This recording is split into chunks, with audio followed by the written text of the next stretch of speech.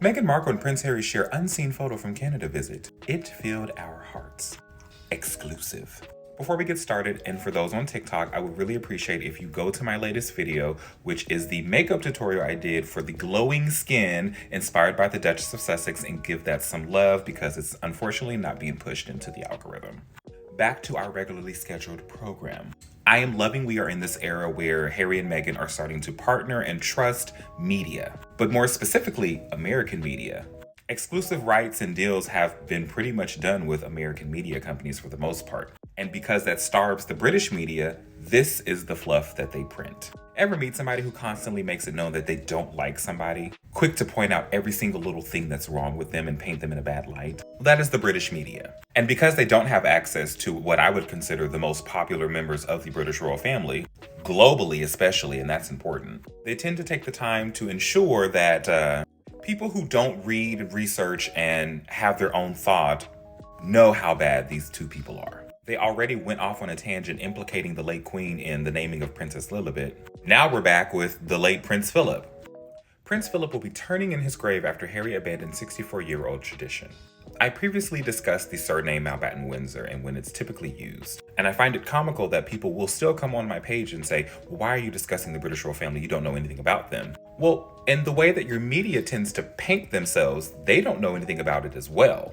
But what they do is they take the truth, pick out pieces to form their narrative, and give you Let me stop.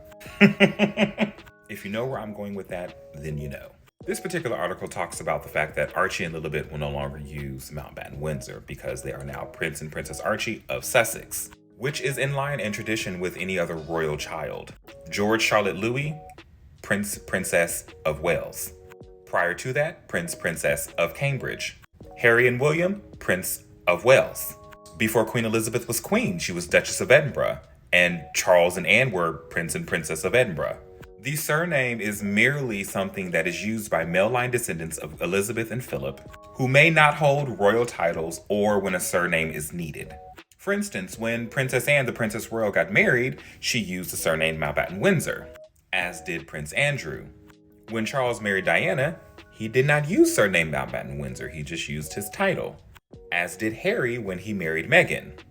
No Mountbatten-Windsor. So it's not a tradition, so to speak. They're picking and choosing, and they're for some reason just picking on Harry. But we already know why. And because of articles like this is why you are being starved. Look at this gorgeous photo. Exclusive gorgeous photo of Harry and Meghan. But also look at other magazines, Glamour, InStyle, Us Weekly.